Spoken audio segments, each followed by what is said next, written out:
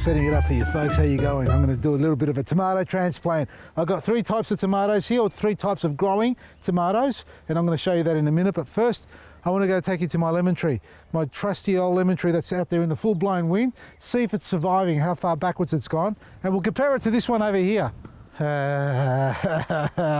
Words can't express what I'm feeling about this poor tree here.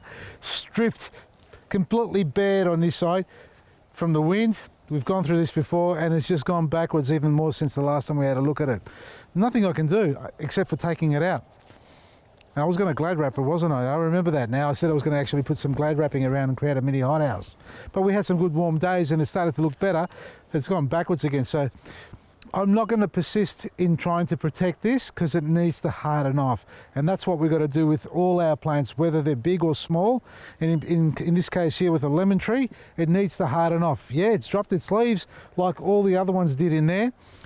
I may cut it back a little bit on top here so I can give it a bit more energy down below and hopefully it rejuvenates. It will.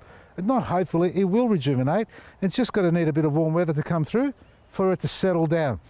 There's nothing else I can do here. Something like this happening to your tree, folks, it doesn't matter how big or small the trees are or the plants are, they need to be hardened off. So when it happens to a tree like this, you've got to be patient with it. You just have to be patient, persist with it, that it actually settles down, monitor it through the process to make sure it doesn't go any further backwards. And the damage you see here, see this? That is weather damage. It's not from the root system. It is nothing else but other than it hardening off. It's copped a beating. We had some major winds, we had a couple of warm days. You could almost say hot days by comparison. 22 degrees is a hot day with a northerly wind. That's what's happened. And all these markings here are the leaves rubbing against the branches and the spines here. So that is not killing the tree. It's not going to die. It's going to drop its leaves, but it's very much alive. You don't see any dieback, so except for there a little bit. That's not much to worry about. Any dieback on the tips would indicate a problem from the soil. When you've got discoloring of the leaves like that, from the wind, it's not so much a yellow because it's too wet, because it's raised. So look at your tree, monitor it, and if you can't work it out, send me an email. If I can help you, by all means, I'll give you whatever information I can to make it work for you. But let's compare this now to the other tree there. Have a look at this one. Now, this is the one we had to raise because it was dying on me. Now, it's still got a bit of discoloration in the leaf there, but you can see it's not going yellow, it's going back to green. That had gone completely yellow on us, and we've been fertilizing it. So we put our chicken manure, we put our EcoBoost and Liquid Gold, our Black Grid, all the wonderful stuff that I talk about day in and out about.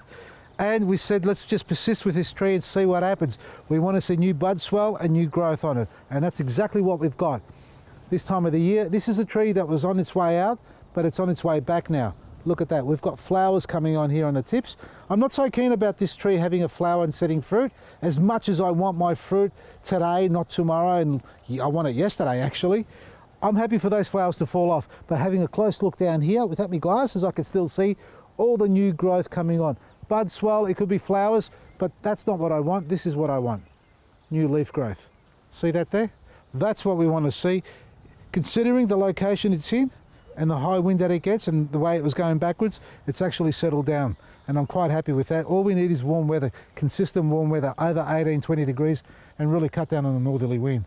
It's knocking the garden about. The veggies are looking fantastic, but the trees are struggling. And the orchid we divided, you know how many emails I got from you people saying, what are you doing dividing an orchid now when it's about to flower? Have a look at it. Out in the full-blown wind and weather, it's copping the worst of the weathers out here. We've got two spikes, a spike here. Every single one of these ones, the 4 that I divided from the one plant which had no flowers on it, it's flowering. You can probably say that's because it thinks it's dying, so it's pushing up a flower to drop off some seed. Anyway, we've got that. Back to the real topic, tomatoes. Now, these are the tomato plants that I was growing in the hothouse, and you've seen them a few times in earlier episodes or segments. This is a peat pot, and I told you about the peat pots where you don't have to actually take it out of the pot, and you can't because the roots are growing through there. We're going to plant this straight into the ground like that, but in this case I'm actually going to pot them up into bigger pots. Now that's a 6 centimetre pot. This is a 3 or 4 centimetre, and you can see how the tomato plant had to grow out of that because it's run out of space, and it's starting to wrap itself around. You don't want that really to happen. You want to avoid that as much as possible. Now they're pretty much the same size. Both of the big Malaccas, which are beautiful tomatoes. Now this one was grown in the cell itself without a peat pot around it. So it's just grown in the plastic form of the cell with a seed raising mix or propagating mix.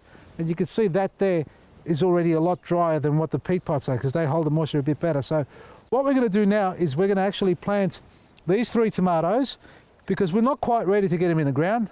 Some of you may like a few early ones. Actually, I have already put a few down the back there. You'll see that on 7.2 with my mama helping me build a raised garden bed, planting out some tomatoes. So if you want to see how we do it, watch that one there on a Sunday at 2 p.m. But what we're going to do here, before we put these ones into the ground, I'm going to bring them on a bit more. They're hardening off. And what I mean by hardening off is a nice firm stem. It's purple, it's turned purple, and it's quite firm. It's not soft and succulent like the top half here. We're going to plant these in pots to get some bigger roots before we put them in the ground. But what we're going to do is we're going to plant them quite deep. Now the benefit of this, planting them deep, is that anywhere along the stem where there is soil contacting it, it will grow off new roots. So we're going to bury this up to about there, at least half of it, or whatever we can get into this pot. You can remove the leaves if you like, just pinch them off like that, these bottom ones, juvenile leaves or whatever you call them. We're going to plant it into there, fill it up with soil, and put them aside so they can grow bigger roots until we're ready to put them into the ground. And that's what I'm going to do with all these 3 here. If you're not keen on putting them in pots and you want to plant them straight in the ground, you can do that as well. And just bury them deeper. That's the secret to getting a stronger, healthier plant before it actually grows on top. So that's there. I've put a little bit of soil at the bottom and that's sitting right down at the bottom there like that.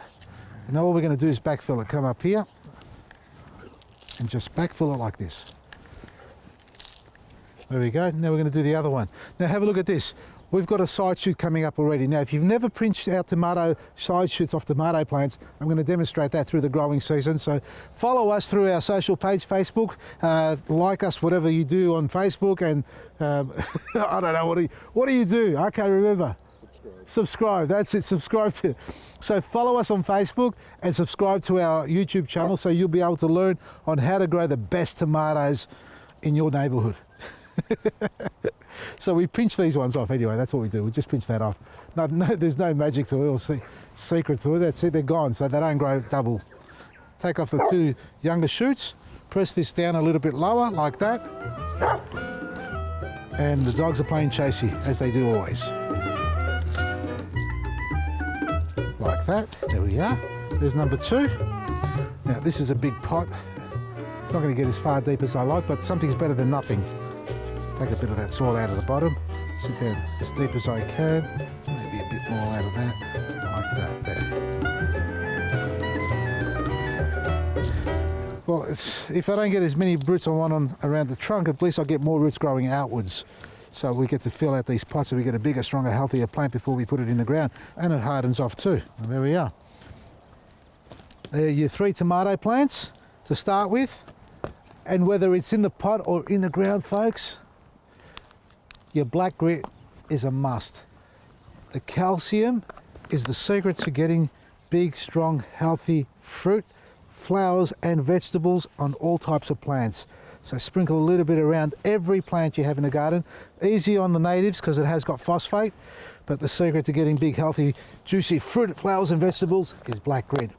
And at the end, water it in with some EcoBoost and Liquid Gold, and that's your powerhouse.